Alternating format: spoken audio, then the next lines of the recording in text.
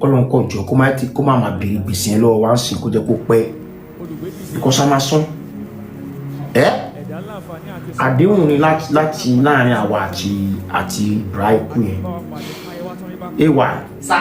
Braiku yẹn fún wa ní kínní ó fún wa ní pépà ó fún wa fọ́ọ̀n ká fi ìyẹn ká tó lọ pé a fà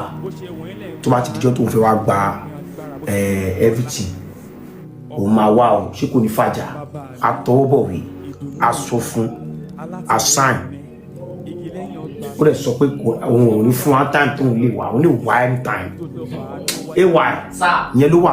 ẹ̀yin èèyàn wa àwọn ọ̀rọ̀ tí arákùnrin yìí tí a mọ̀ sí Jigan Baba Ajah tí ó sọ nípa Allbell Adémọ́lá ó tún mọ̀nà arábìnrin ọ̀hún pẹ̀lú ẹ jẹ́ ká gbọ̀n kan tí arákùnrin yìí tí ó ní láti sọ nípa ikú Allbell Adémọ́lá ẹ jẹ́ ká wò ó láti bẹ̀rẹ̀ títí dé ìparí bí ó ṣe lọ nìyí. ló wà surprising jù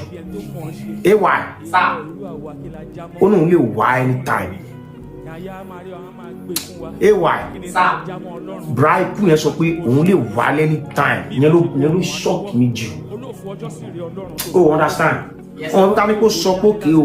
tó bá ti di bàbá yìí o màá wá ká ẹ mọ́ o ìyá ti máa prepare abo ìyá máa prepare towards that time but ó lóun ò ní sọ́jọ́ tó ń bọ̀ ní tó fi Joker tó fi jẹ wá nìyí Joker tó fi jẹ wá nìyí kò ní sẹ́ni tó ń bá Ibrahim ó lè báyìí kò sí nǹkan tó fẹ́ fún kò ní gbà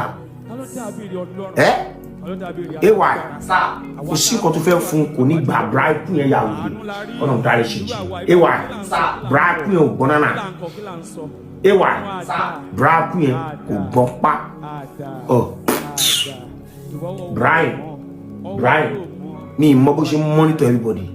he dey monitor everybody.